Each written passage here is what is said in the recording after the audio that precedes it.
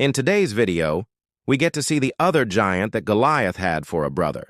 This is an actual historical figure who was around at the time of David and Goliath, and so let's go ahead and talk about him. But real quick before we jump into this video, for those of you who are new, I cover all things ancient history from the perspective of biblical times until the Middle Ages. So if you enjoy learning about this time period, then consider subscribing to be notified of all future uploads. Now back to the video. Many of you are already familiar with the story of David and Goliath in 1 Samuel chapter 17. But many people miss an interesting detail in this passage, which tells us that Goliath wasn't the only giant in his family. In fact, he had at least one giant of a brother. In 1 Samuel 17, it says, "And there came out from the camp of the Philistines a champion named Goliath of Gath, whose height was 6 cubits and 5 palms.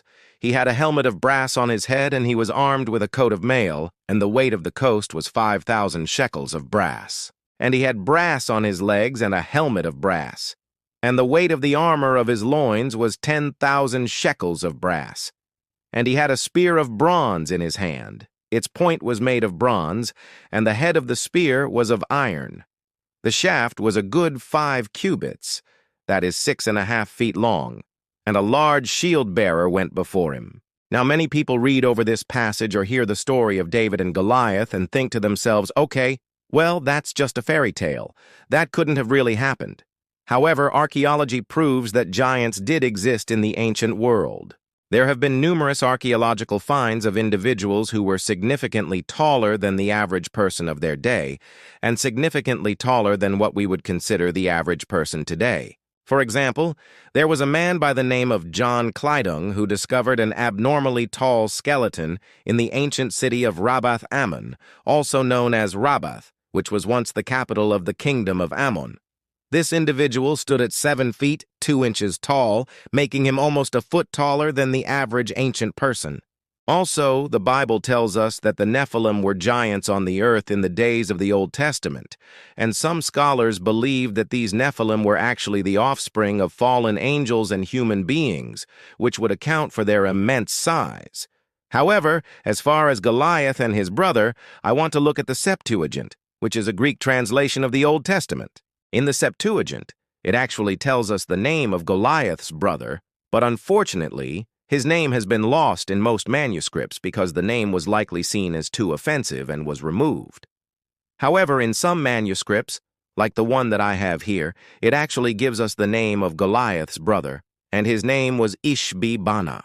And the reason why this is significant is because in 2 Samuel chapter 21, verse 16, it says, "And there came out from the camp of the Philistines a man named Ishbi-Bana, the son of Obil, who had a spear whose point was made of bronze and weighed about 2 pounds, and its blade was made of iron, and it weighed about 6 scales. Now, 6 scales is about 18 pounds, so you can imagine the size of this guy's spear.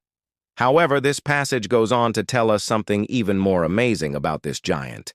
It says, "And he boasted himself greatly, lifting up his helmet and shouting. And David said to Abishai, 'It is either Ishbi-Benob or one of the sons of Rephaim, which are giants among men.' And David was sore afraid, and secretly he fled, and the Hittite and the Jebusite followed after him." So what's interesting about this passage is that it mentions the sons of Rephaim.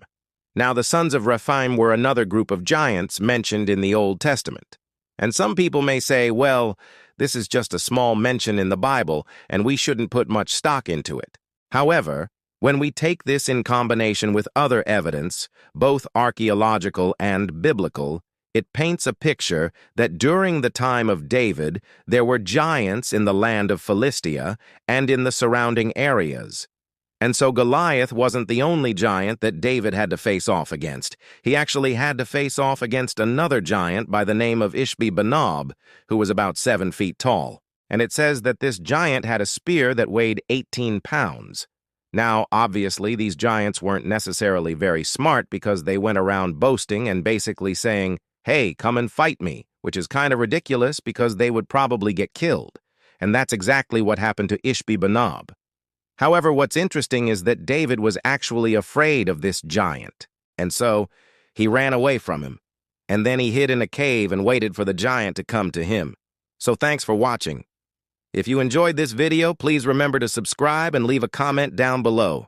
Thanks for watching.